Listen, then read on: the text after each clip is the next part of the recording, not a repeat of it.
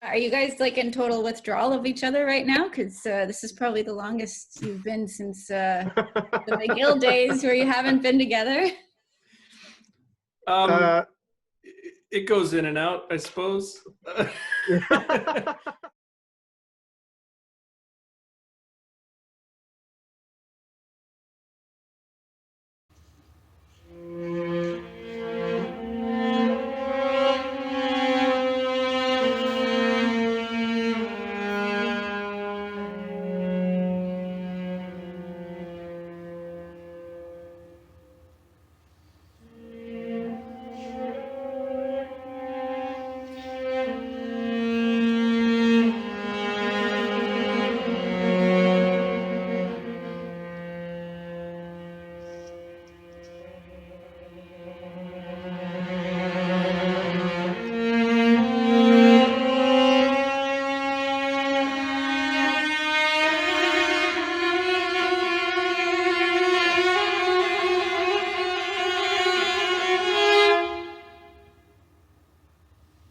VC2 is a group that every Canadian music lover should have the chance to hear. The duo is Brian Holt and Amahl Arulanandam, two cellists based in Toronto who are as much fun to hang out with off stage as they are on stage. Described by CBC Radio as a tight unit, their charismatic performances and boundary-pushing music have been heard at international festivals and as part of many Canadian tours. Committed to the creation of new works, VC2 regularly commissions living composers, including 5 Canadians as part of their debut album titled Beethoven's Cellists. Despite their world-class performance skills and accolades, they keep it real with a never-ceasing sense of humor. My name is Amy Hillis, and here's my recent chat with my dear friends, Brian and Amahl of VC2.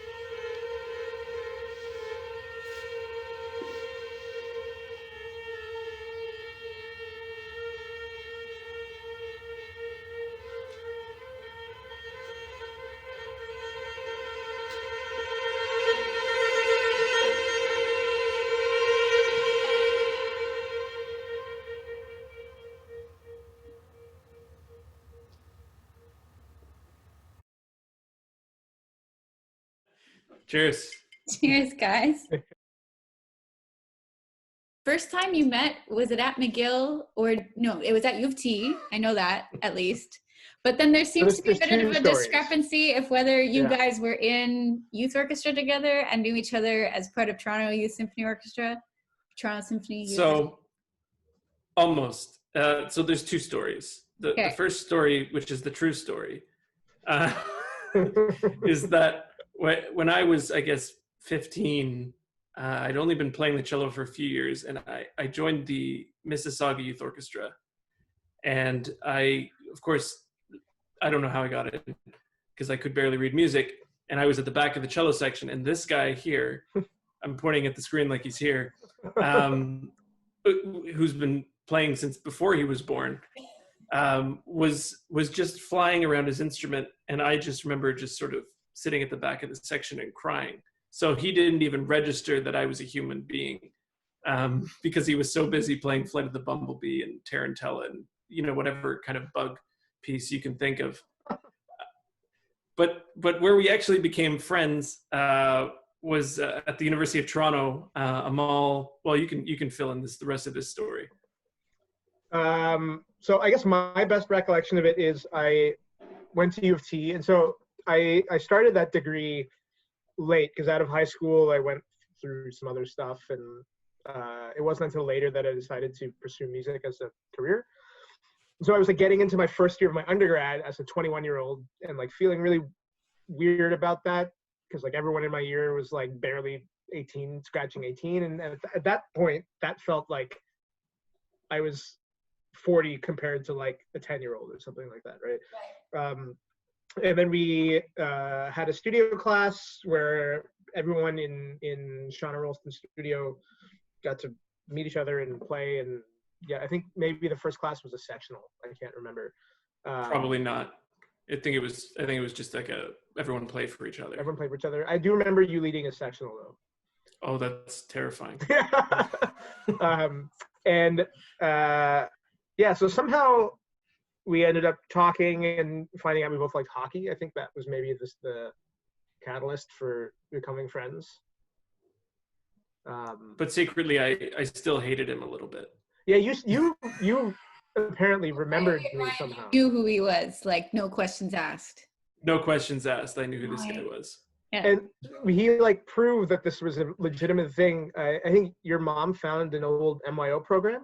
That's right. With both our names in the cello personnel. That's Mississauga Youth Orchestra.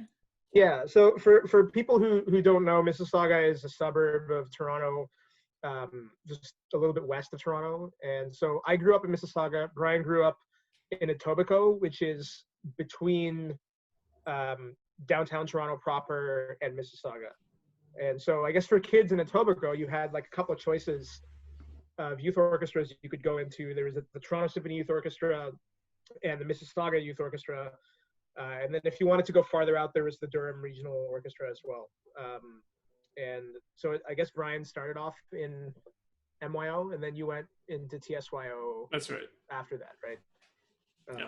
Yeah, and some kids did both. Like my sister did both. I was only an MYO person. Yeah, but I guess we encountered each other for 1 year there, or one season there, and then not again for like. You reconnect at the University of Toronto. This is during your undergrads. Yeah, like 8 years later or something, 7 years later. And you overlap for 1 year, 2 years? 2 years. 2 years, yeah. And then Brian comes to McGill, where I immediately kidnap him to be in my quartet. And then Amahl comes 2 years later. So unfortunately, I miss Amahl, but I hear that, you know, he's this great guy, and I end up meeting you anyways through all of our 500 mutual friends. And then when does VC2 actually take shape? Like at what point was there a defining moment? So you had this gig where you're supposed to sort of do the two cello thing, but then was there like a conversation somewhere over like beers at a bar or something where you guys are like, let's actually see if this will work. Let's try it. I mean, I think that kind of happened at that very event. Like we sort of played, and then we noticed like this sort of energy, and luckily the event went on and we were able to, you know, have some food and beverages there. And so we kind of were discussing it. We're like, wow, this could be a thing. And so that was in, I guess, June of 2015 was when that happened, which so was after you graduated from McGill. Yeah, basically we both at that point ended up back in Toronto. Right. I had started a doctorate, I guess earlier that year, and Amahl had started his studies at the Glenn Gould School. So we were both here, and basically, yeah, that event was the catalyst. And then sort of over that summer, I was doing some research into cello pedagogy and stuff, and we found some of these duos. And so our first concert was in October 2015, where we played at a music hall called Burdock, which is actually a brewery/music hall in Toronto. And we had a pretty packed house for that. And so we're like, oh, well, this could be pretty cool. And that's kind of where it all started. So maybe you could say it either happened just after that first gig or maybe just after our first official concert. That we kind of, and we had a few other different names for our ensemble. Like we weren't called VC2 right off the bat. We went through like Dos Cellos and Dueling cellos and VC squared, which eventually we realized the math didn't work out, so that became VC2. Yeah, VC squared was quite short. Nerdy friend was like, the squared doesn't actually work in this kind. Oh. So I suppose it would be worth saying now that the thing I decided to do before going to music was a genetics degree, which I did half of. And so I was really into science and math as well, but also English and philosophy. I don't know, I was a weird kid. Still I'm a weird person, but yeah, nothing changed. Yeah, so the really pedantic side of me was like, we should really be 2 VC, but that sounds stupid. VC squared doesn't work. And then Brian came up with, well, let's just put the 2 after the letters. Well, it's kind of like if you look at the, you know, like cello parts for things, you'll have VC1, VC2 as well. So there's that sort of that sort of thing. Whenever we write a score actually for ourselves, it just says VCA, VCB, because, well, it just works for our names anyways. And there really is no 1 or 2. We're both pretty equal. Typically no one has more notes than the other guy. Both of you have, 3 different degrees, right? Brian, you've got the undergrad, the master's, the doctorate. Amahl, you've got the undergrad, the master's, the ADIP. So you're like serious experts in the field. But then you're also, we have a lot. Yeah, we have a lot of paper. Yeah, Brian has 4 degrees. I got a lot of paper. Do you have 4, Amahl? I'm sorry. Brian has 4. Oh yeah, Brian, do you also have an ADIP? I got an ACP. That sounds like a psychedelic drug. What is an ACP? An artist certificate? It's not a PCP. It's an advanced certificate in performance. Nice. I don't really know what that means, but it means you're a very advanced performer. It means that was a piece of paper that was expensive. So when you guys, I've always wondered this with you, especially because you do so much with living composers. Like you guys have commissioned at least 7 different living composers, your own pieces for 2 cellos. I don't know if you have like a number, but I know it's at least 7 because there's 5 from your CD. At least 7. I don't know the number, but probably I think somewhere between 7 and 10. I think maybe 9 or 10. Okay, amazing. And I mean, that's a huge feat because not only do you have to figure out all the finances that go with commissioning a composer and having the rights and making that all work, but you also then have to learn these pieces that have never been performed before, which is, it's exhilarating, but very, very difficult sometimes. But then at the same time, you have like your whole CD is called Beethoven's Cellist. So I know it's not Beethoven, but you have Romberg on there and you've played classics like The Swan and other more maybe traditional works. So how do you guys as a pair, how do you sort of come to the conclusion of what you're going to program and balance out what seems to be these 2 worlds, like the traditional, even if it wasn't originally for 2 cellos, but you arrange it for that. And then like the totally contemporary in the best sense of the word by living composers. It's usually a wrestling match, either arm or in a ring. Because I think for us, those 2 things, I don't know if Amahl, if you want to just jump in and answer this, but the two don't seem so separate to us, I guess, is the main thing. It doesn't seem like a far reach for us to play something that's, a few hundred years old and then immediately play something that was written a couple years ago. I think it all kind of just comes in. The thing for us is just figuring out the way to spin it, and not in like we're going to trick the audience kind of spin it way, but to basically make the 2 things related in some fashion.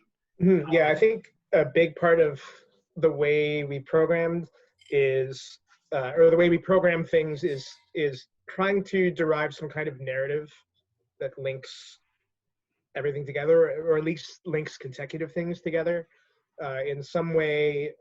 Because even if something is a little off the wall, if you make it relatable in one way, then it can be much more easily digested, or people will listen to it in a different way, or maybe in a more open fashion than they might not if you're just like, here's this thing that you've never heard before, right?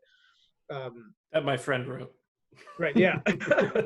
Which is never a good way to present something. And I think, like, in general, with presenting music to anybody, narrative is really important. I mean, there's a reason that when you go to like a rock show or a pop show, the front person always talks between songs. They always engage the audience, and they always like have some kind of backstory about the songs that they're presenting. Even if it's an instrumental group, there's like some kind of narrative behind the thing. And that all exists too for classical repertoire and for contemporary repertoire, and just providing a little bit of that, especially on a more personal level. Like, you don't have to go and give a technical analysis of what you're presenting. Like, you want to give something that your public can relate to in some way, or something that they can latch onto. And so I think that's important. Like, you can put anything together as long as you frame it properly. Yeah. Yeah, I think. What do you think drives that, putting it together? Do you think it's the narrative that drives it, or do you think it's the pieces that you want to play, and then you kind of sort out how the narrative comes? Kind of both. Yeah. I would say. I mean, like, we'll get a piece, and it'll be something that we really love and we want to play, we want to program.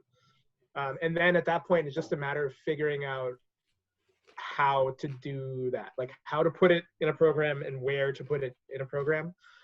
Like, there's certain pieces that we may not play for a certain audience because we know that it might not go over well in that context.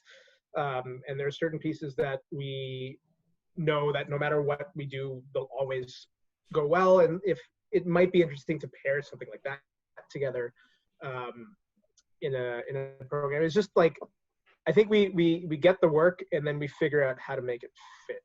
Yeah. But we won't program it unless we know we can make it work in that way.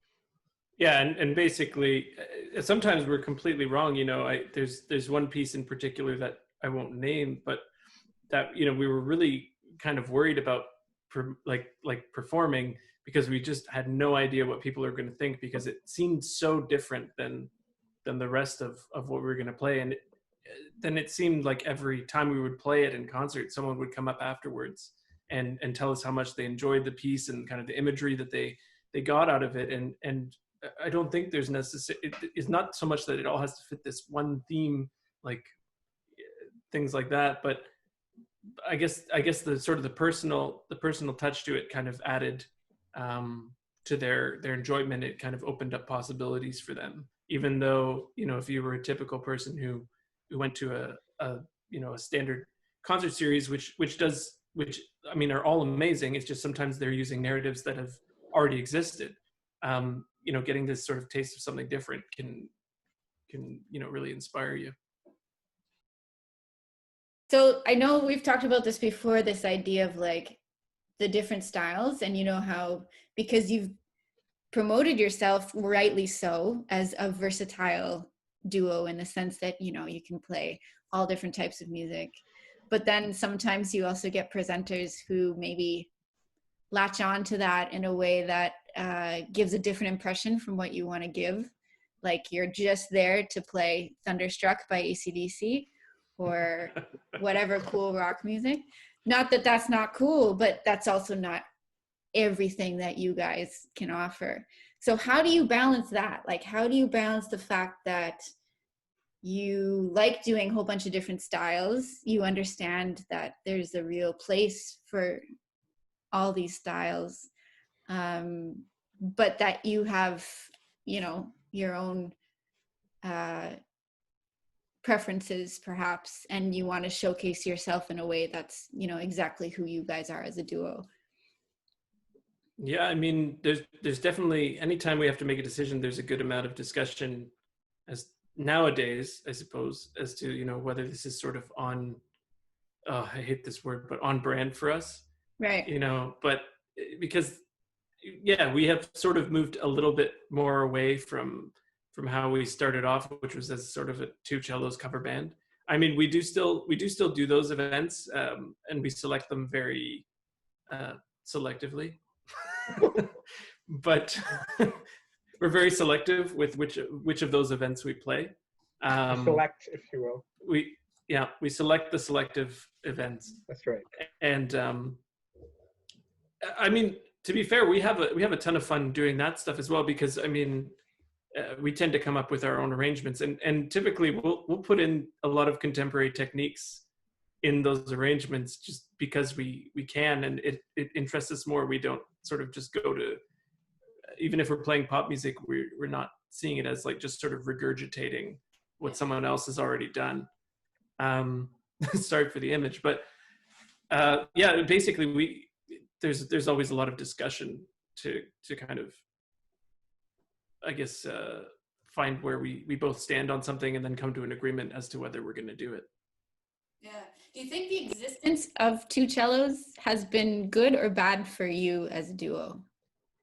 I would say, like, by and large, good. Yeah.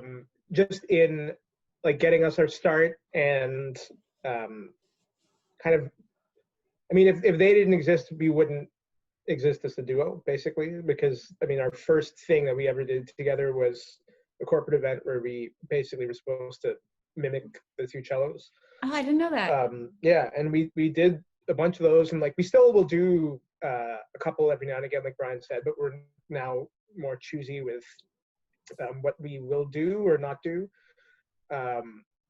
But I'd say overall it's been good. I guess it can get a little bit, looking for a good word here, fun when people continue to compare us to them in some way. But because I mean, what we do now is very different from what they do, and like, not to take anything away from what they do, because they do their own arrangements as well, and they're usually really good arrangements. Yeah, they're actually quite difficult. Yeah. In the broad scheme of their repertoire, there's some really hard stuff. Mm-hmm. But like, we don't want to be known as those other guys that do the pop songs, right? Right. Even though we do enjoy it, like, it's fun to do that stuff every now and again, especially when we get to make our own arrangements and just kind of have fun with things. But that's not how we'd want to be primarily known as a duo. But I think overall, their existence has been very good for us as a duo, at least in kickstarting the initial stages of things. Yeah, it definitely made the idea of someone going to watch cello duo not so foreign. I mean, the cello duo before was kind of just this, mostly a tool for teachers to work with their pupils. A lot of the repertoire of the early cello duos is kind of like, teacher plays this, student plays that, switch so that you imitate. And there is, of course, it did sort of gradually move towards being a bit more of an even split, but and there are some great masterworks in terms of the cello duo repertoire. But yeah, I don't think without the two cellos, I don't think anyone would really be listening to that. I mean, it's definitely fluctuated for me. There's been some days I've just sort of, I mean, I've been doing a lot of teaching, but aside from that, like, I guess digging into some repertoire more in sort of like the etude world of things that I've always wanted to kind of get into. So like, I'm really recently like kind of doing a bit of a deep dive into like the Popper studies. Oh my God, and how many studies I mean, there's 65 studies total if you take the high school and you add it to the two other works he added later. So some days I'm really into that, and then other days are just kind of sad pizza time, where, you know, I order a pizza and feel sorry for myself and play video games. But I mean, it's definitely been very interesting to kind of, I guess, have the time to explore my instrument without feeling rushed. Totally. Do you find when you're practicing Popper for anyone who's watching and doesn't know, cello is basically like, you know, if you can master all the popper studies, you can basically master anything on the cello. They're known to be extremely technically difficult and demanding. So when you practice them, Brian, do you find, is it a good mix of frustration but also therapy? Do you know what I mean? It's like this masochistic, like, I'm going to practice my Paganini today, but like at the same time my fingers are going to feel in shape. Or is it just for total shits and giggles? I mean, I know Amal would agree with me. It's definitely a bit of both of those things. I mean, right. It's so satisfying because you're really getting a better sense of the geography of the instrument. I mean, he really, over the course of all those studies, I think you probably play every conceivable note on the instrument, either natural harmonic or whatever. But yeah, it's definitely, there's a lot of sort of stepping on landmines and getting burned, and you get a little frustrated. But I guess that's what's nice about this time is it doesn't feel so immediate. There's no need to prepare it for a lesson. It's just time to explore it, really. And I know just as we were on tour, actually, we found that there was a guy who had written a second cello part to all of his 40 studies from the high school. So it could be a goal for us going forward to try some of these, because they sound like beautiful pieces of music when they're put in that context instead of just torture. Yeah, totally. It's weird, hey, how that change in perspective, as soon as I find it also happened when I wasn't maybe in school, that all of a sudden everything I did in a practice setting, I mean, unless you're really down to the wire, but you do it for your own benefit. You don't do it to please anyone else. And this is like the extreme of that, because you don't even do it for an audience's benefit in this case. I mean, maybe eventually, as you say, hopefully we get to hear it, but regardless, it's like such a gift to be able to just sort of play the music for yourself and then see where that takes you, because then you're more clear when you have the opportunity to perform what it is that you want to present. Yeah, definitely. Yeah, I completely agree. Yeah, well, I'm very inspired by you. I have to say my Paganini book still has a lot of dust on it right now, but that's okay. You know what helps is making other people play them as well. That really has helped me motivate it. Like your students or like yeah, exactly. Oh no, I don't force them all to do anything. That's awesome. Yeah, no, I mean, yeah, like basically getting to explore it with my students as well. It makes it really interesting, and that's also something we've been doing as a duo a bit, sort of during this hiatus this performing hiatus is we've been working on some new arrangements. And so I've been also, we haven't been able to really work on them so much together. Is I'll kind of test them out with some of my students, have them, we'll kind of figure out the kinks, and they get a kick out of it because they're playing something that's not brand new, but a new take on something. Yeah, totally. Amal, are you also working with students these days, or are you? Yeah, I'm still teaching. I'm still teaching a little bit. I don't think I have quite as many students at the level of the popper studies as Brian might. I think most of mine are in like the late beginner, maybe getting to early intermediate phase. And it's kind of interesting because for most of them now, it seems like these lessons have taken on more of like a quality of life thing as necessarily opposed to like teaching them a new skill kind of thing.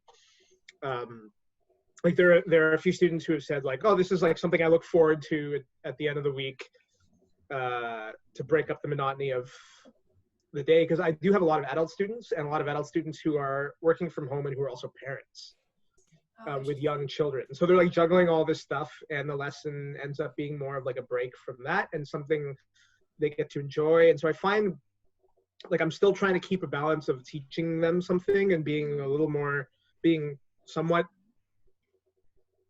rigid in the same way I would if we were having in-person lessons, but also trying to be more flexible and lenient with certain things, and just so they enjoy the time. Because I mean, while Skype lessons I find they can still be quite effective, there isn't really a substitute for in-person teaching. But I also find for myself, it's like Brian said, it's really nice to be able to practice without having like a solid deadline or a solid goal. Yeah. And I found that I was practicing more. I mean, obviously it's gone, there's certain days or times where I'm just like, and don't want to do anything. That just happens in general. Yeah. I mean, kind of, yeah. But I definitely noticed that I was practicing a lot more when I didn't have kind of the stress of a deadline looming in the near future, which I found a little bit weird to me. But it felt a bit more like relaxing and therapeutic, and I didn't feel like, okay, I need to like master this thing by the end of the day, otherwise I'm screwed for this rehearsal coming up or something like that. Yeah, I mean, it's good. It's been good, and I've been slowly learning stuff on the side of music production and figuring out how to use Ableton and a bunch of other things like that, with the hope of getting more into the creation side of things. I don't know how successful that will be, but yeah, it's a start. Yeah, do you mean creation in terms of your own original compositions, or do you mean in terms of the medium that you would give a performance, creating a different sort of, whether it be a virtual medium or whether it integrate different video with picture with audio through these different platforms? More of just my own original music, I guess. Not necessarily in the classical idiom, but just something. And it's kind of a slow process, especially because most of it so far has been assembling a workspace, because I didn't really have that to begin with. Like I don't have like a dedicated desk. Yeah. I was gonna say, you have a desk now? I do have a desk now. It arrived this morning, and I assembled it, and I'm sitting at it right now. Wow. Yeah. And I have a few other things on the way, some studio monitors and some other stuff. And I thought you were gonna say a chair. I do have I have 2 chairs in here, although my cat has claimed one of them. She's not in it right now, but she's kind of taken that one over. Yeah.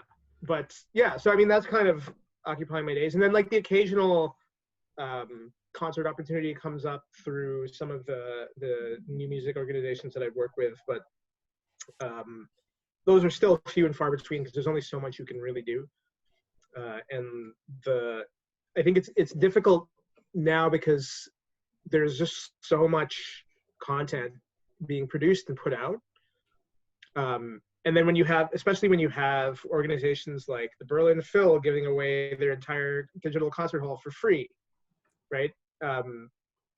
When you have choices like that, it's hard to kind of stand out in terms of putting out your own musical content. And so part of that is also figuring out ways to make yourself continue to be visible, but in a way that stands out or is a little bit different from what else is going on, because there's only so many collaboration videos that people can digest in one sitting, right? Or in one day.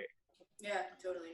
And I think that also because everyone's working from home on their computers, whether they're going to school on their computers, doing their job on their computers, or just spending more time watching Netflix on their computers, it's tricky to not be able to offer them the distraction of a live performance that we normally can offer, which is away from the home and away from the computer. And it's tricky to have to compete with everything else they do on the computer now via virtual performance. But that being said, I mean, it's been interesting how still seeing live virtual performances have this kind of extra meaning, maybe because it's the depth in the music. Maybe it's just because it's music in itself, and it's, I don't know. I haven't figured that one out yet, but I totally. Oh, neither have we. Yeah. Yeah. Well, I mean, good for you. I have to say, you guys are, you're awesome at not only coming up with the new ideas, but then not letting the little things get in the way. It's like, okay, if A needs to go to C, then I just have to make B work, and maybe even something else, but then I'll get to C. Like, Brian, I think I read somewhere, I haven't actually seen this in person, but you have this Confucius saying on your studio, in your studio. Oh, I can see it from here, yeah. Oh, yeah? Yeah, it says, I'm not wearing my glasses, though. I can't remember what it says, but it's there. No, it says, a person who wants to do something finds a way. A person who wants to do nothing finds an excuse.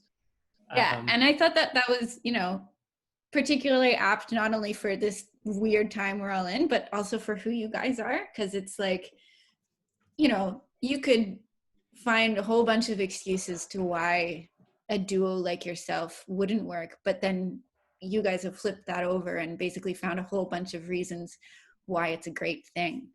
And so I think that this, like the fact, Amahl, that you're just like, wow, I'm going to create my own home studio and learn how to work Ableton and learn some guitar. And Brian, I'm going to play popper, not because it is what I want to do with Amahl in the long term. It's just because that's what makes me a better musician. Oh yeah, I think if we did that, I'm not sure if we would remain friends. I mean, we've constantly tested it by just picking more and more difficult music. And I think popper would be the one that broke the camel's back. Oh my God. It would be interesting to see what would happen with that. I mean, we do play a little bit of popper, but luckily it's early popper before he went all crazy and wrote all those insane notes. Right. That's true. Opus 16 versus Opus 73. He's a very different guy. Yeah. In rehearsal, is there someone who's like more sort of on task and keeping the boat afloat, or is it both? Like, do you find it? Yeah, okay. No, I mean it depends on what day though. I mean, I think we both have our days where it's like we have these ideas that we really want to kind of see through, and we'll kind of just go at it, so to speak. I mean, not in like this kind of way, but like we'll just someone will have the ball rolling in one direction. Yeah. And that, I think that's typically how it works. I think what has been good, so we both tend to have, like, if we have a specific idea about something, we tend to have a very strong feeling about that idea. And so then in that event, like some kind of lengthy discussion will go on about that, but it's worked out that neither of us, like, we can be frank with each other when it comes to things like that. And no one really takes it personally. Yeah. It's just like, I mean, if you don't hear from me for a few days, I definitely took it personally. Right. Like, I'm sure there are times where we've pissed each other off. Like, oh my God. Capacity. Yeah. But it's like the ability to move on from that or recover from that in some way, and like come to a consensus that's like, not everyone has to be, I mean, there's only two of us, so not everyone, but like something that can work, and it doesn't necessarily have to be like an equal compromise, no. But it's like, okay, I understand where you're coming from. Yeah, that's probably a better idea at this point to do for this section or something like that. Yeah, I mean, it's something we've talked about too, because also around the time we formed the ensemble, like we're both in piano trios, and just it's been much easier for us. I mean, obviously there need to be a variety of ensembles in the world, but it's just been much easier just managing one other person's personality, even just or personality or even just schedule these days, you know. I mean, you play in a duo yourself, and I know you play in so many other types of ensembles. It's just, it feels like with the duo format, it's just very easy to, it's much more immediate. Figure out. Yeah, immediate. That's the word. Yeah. Immediate. No, it is true, because also you have the freedom to basically try any idea. And I remember one of my she was in San Francisco. She was a chamber music coach of mine, and something she said really stuck with me, and that is that once you say an idea, like even if it's a very strong opinion of what you think this passage should sound like, you don't own that idea as soon as you say it. It's then a part of the group owns it, whether even if that's only two people, and you try it out, and then usually 99% of the time it's like, also, you know, the Steve Dan trick. You just say yes to trying everything, and then usually after you've tried all the different ideas, one will clearly just work better. And as you say, Amahl, that that means that you don't always have to find a compromise, because that compromise could in fact be a compromise to the quality too, if you know. Yeah, I mean, like there's a really specific example recently. So we did a live stream a couple of weeks back for the NAC Performs thing. And Brian had worked out a new arrangement for the Jig movement of the first block suite. And like I was getting really adamant about like a certain tempo for thing, and I had like recorded a part at a certain tempo, and we had like a long back and forth discussion about it. And eventually I was like, okay, yeah, I'm wrong in this situation. Yeah. It sounds much better. Like it works much better at this tempo that you've proposed. So we should just do it that way. With this. Right, but it was important to have the conversation. Right, exactly. Yeah. Because it was really, in that case, not so much that your tempo was wrong. Wow, it feels like we're having a therapy session here. Yeah. But wasn't that your tempo's wrong? It's a perfectly good tempo. It's just by creating this new thing, by creating a second part on top of an unaccompanied piece, it becomes essentially a new piece. So the tempo has to reflect those changes. Yeah, and in the context of what we were doing, what I had in my head didn't really work for that situation. Right. And for that new, basically, yeah, like Ryan said, essentially a new piece. It wasn't really the same thing at that point. So would you agree? You don't have to by any means, but like I would say that that's a sign of a good ensemble, for the fact that you're able to be super honest with each other and you don't feel scared to voice an opinion, even if you're unsure about it, but you just, think maybe you should try it this way. And then the fact that most importantly, you're allowed to admit, you feel comfortable admitting when you're wrong and it needs to, or not wrong, but just not as successful as the other ideas. Yeah, I mean, I would agree that that's definitely very important in a successful ensemble, is just kind of, I mean, everyone uses that expression, like check your ego at the door. It's like, just try it all and figure out. I mean, inevitably you're going to try a bunch of things that don't work as well, but you'll all come to an agreement of what doesn't work. And it might just take a really long time to sort out what does work. Yeah. I mean, I think that's the biggest thing is like, you can have your strong convictions about something, but it's important to not be married to a particular way of doing things and to have an open mind when you're going into these things. And that can be difficult as a musician who has strong ideas about the way certain things should be done in your own mind or whatever, what have you. But it's not just you at that point, right? Like you're working with other people. You're working with another 1, 2, 3, 4, however many people. And everyone has their own valid ways of approaching things. And so it's important to remember that all of it is valid and you can't just discount something, right? Yeah, totally. In rehearsal, who's more neurotic about intonation? Okay. Who's more, let's say, in love with the metronome? I don't know. No, I think that one goes back and forth. I think that goes both ways. Yeah, that one goes back and forth. Okay. Who's more likely to leave something at the hall on tour? And who's on tour especially, but maybe just in general, who's more into good food, like finding that good place to eat? I'd say that's a team game. Yeah. That's always a big debate. If you want to talk about discussions in rehearsal, the food discussion is always takes some time. It would like consult Yelp, like text a friend. It's like Who Wants to Be a Millionaire, except just finding a place to have lunch. Yeah. Okay, last one. Who's more into hockey and who's more into baseball? So who's more into hockey? Don't fight. You're in separate rooms. I mean, that one, I feel like Amahl has like a really big back catalog of hockey knowledge. I feel like I just know a lot of numbers. Like when it comes to like name, like we typically hockey trivia is like the one thing we debate the most. Yeah. And like it always ends up with someone having to look something up. In terms of baseball, that's definitely me. Yeah.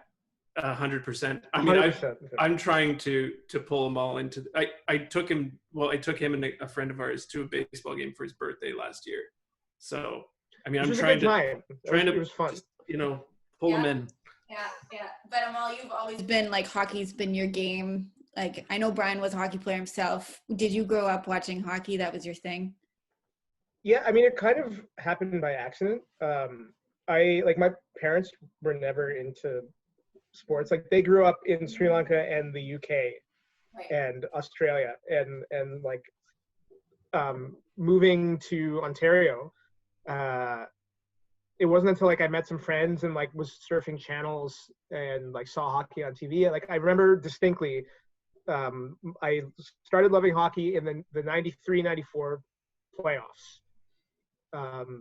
And that's where I discovered the Leafs. That's where I discovered that I really liked hockey and that I really liked playoff hockey. And yeah, so it's always been hockey and wrestling. Nice. Yeah.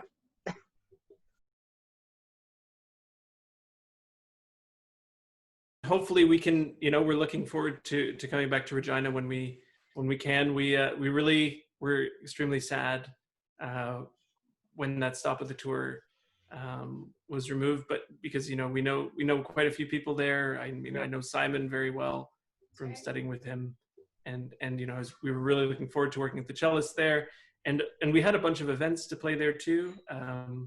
So we're looking forward to whenever we can get back there to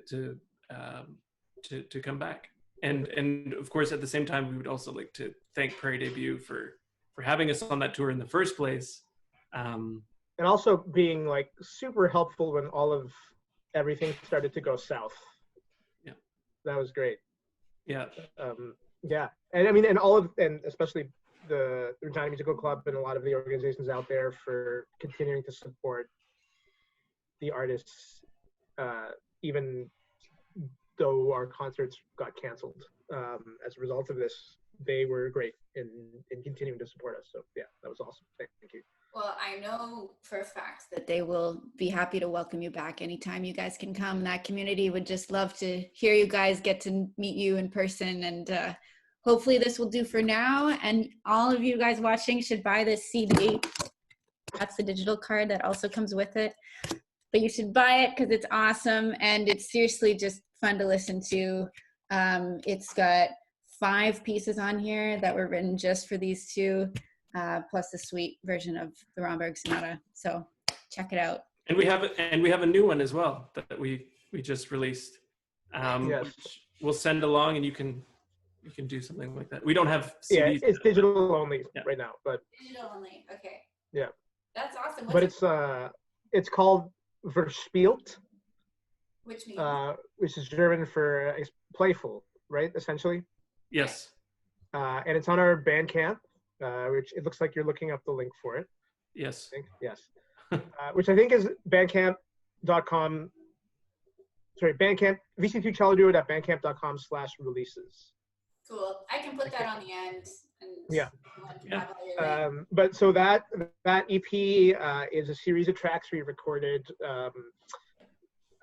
last year with the same engineer who did our debut album, and it's a lot of really kind of quirky classical favorites. It's a pretty lighthearted release, and so I think, lots of Bach, Beethoven, Haydn, the Godfathers. That's right. Yeah, well, definitely check that out. Thank you guys. You guys are awesome. Really nice to see you both. Yeah, thanks, Amy.